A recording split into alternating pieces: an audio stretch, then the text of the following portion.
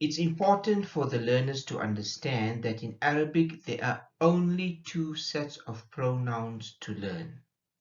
Once you've learned it, you understand it, you remember it, you memorize it, then it makes things very easy. Otherwise, pronouns can get quite complicated and tricky if you don't really understand certain things which really need to be understood. Now, in lesson 6, we completed the first set of pronouns, what you see on this particular slide. Huwa, huma, hum, hiya, huma, hunna, anta, antuma, antum, anti, antuma, antunna, ana, and nahnu.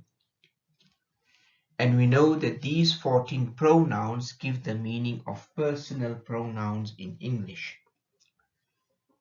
He, they, she, you, I, and we. And we can also use it for non-humans, like it.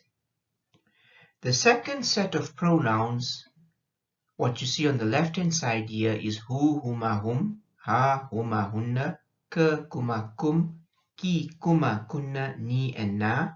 And ni has two other forms. The one is ni without the ye, the letter ye or ya, and the other form is only with the ye or ya. Now, these set of pronouns, the second set on the left, is what we're going to do in lesson 7. And we will learn that in lesson 7, it will convey the meaning of personal pronouns as well, just as you have learned in lesson 6.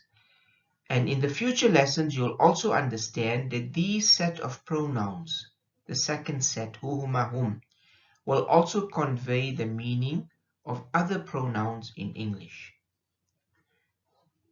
Once you memorize this second set also, then it will be easy or much easier then to understand how the meaning changes and why does it change, how do you use it, and so forth.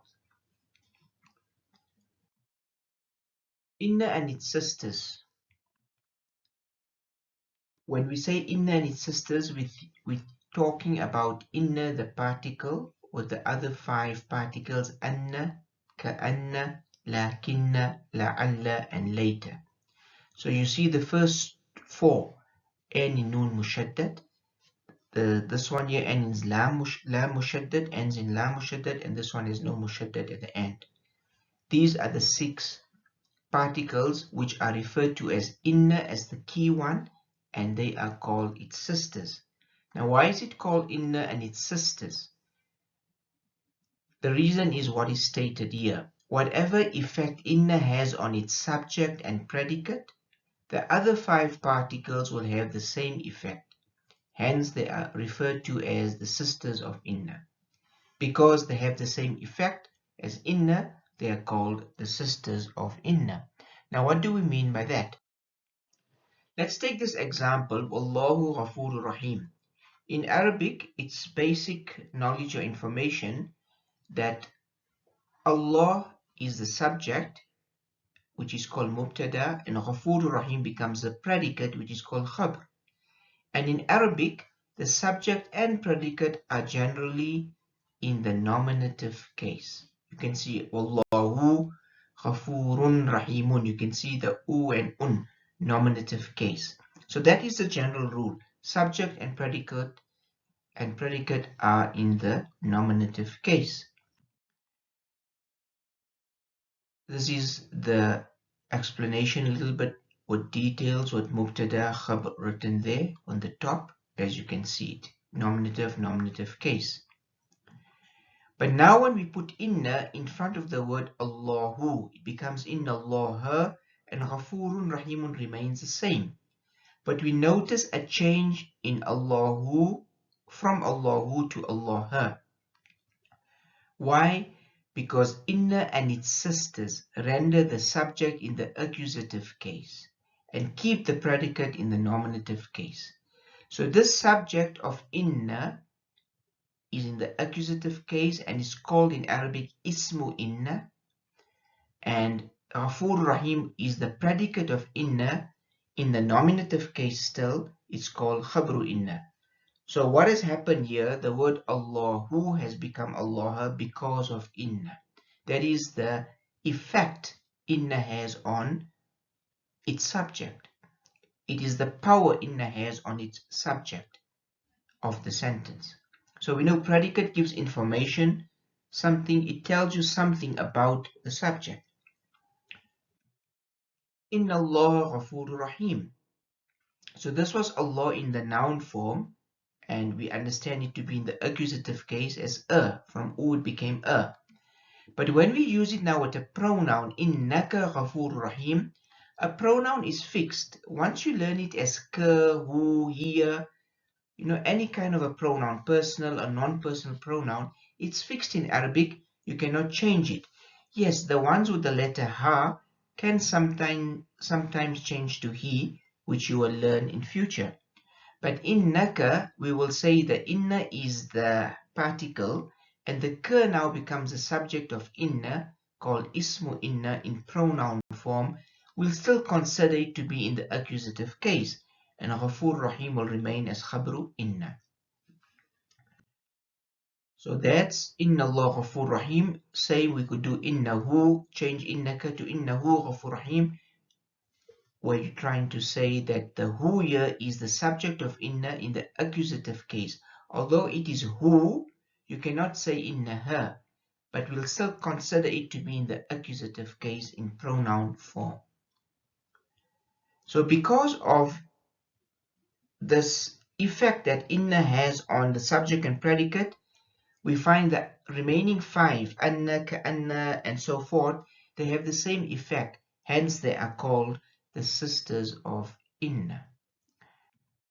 So, in this part 1 of lesson 7, we're only focusing on inna and anna for now. We're not going to be doing the other 4. That, inshallah, we'll cover in part 2 of lesson 7. Now, let's focus on the meaning here. You've got inna or anna, which means indeed. You'll have these pronouns attached to it.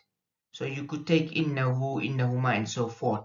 What is important now is what meaning will it convey. Once you take those pronouns and you put it to inna or anna, which means indeed, what meaning are these pronouns going to give us?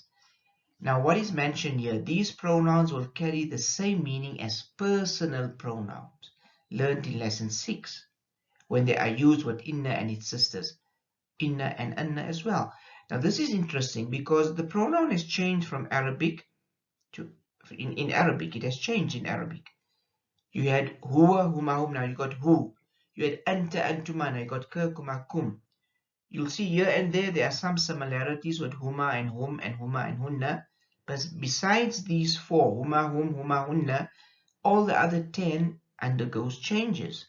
So what is interesting to take note of, there has been a change in the Arabic, but the meaning is same as lesson 6, personal pronoun meaning. Why? Because we are using these pronouns with inna, anna, and its sisters. That is the key point which you must remember, that these pronouns, once they are used with inna and its sisters, it will convey the same meaning as a personal pronoun which you learned in lesson 6.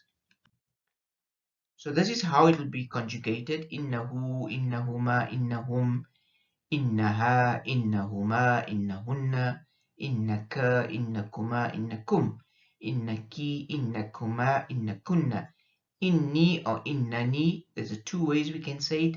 Inna, innana.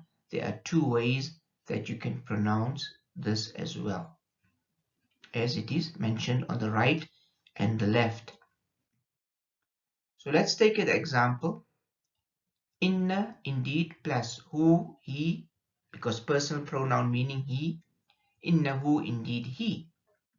Another example, inna, indeed, take ka, you. Innaka becomes indeed you. Inna plus you take the ni, which is I, number 13, and that gives us innani or inni, 2 ways we say it, indeed I.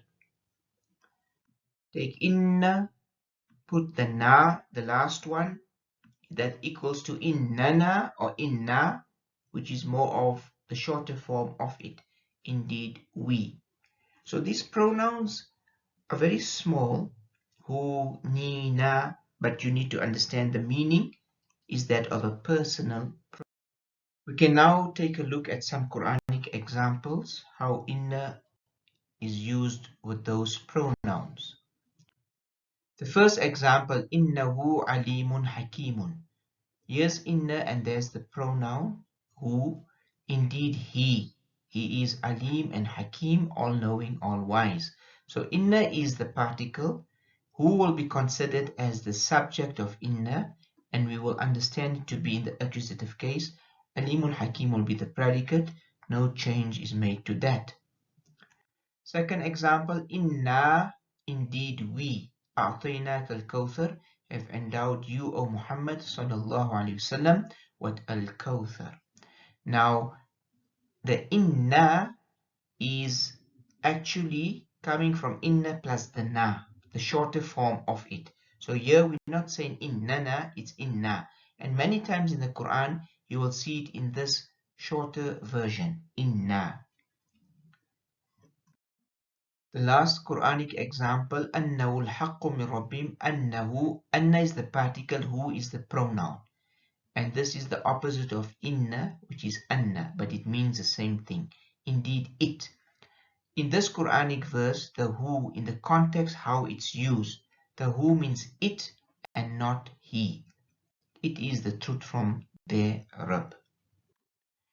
We can now turn to the book and see what is mentioned in the notes.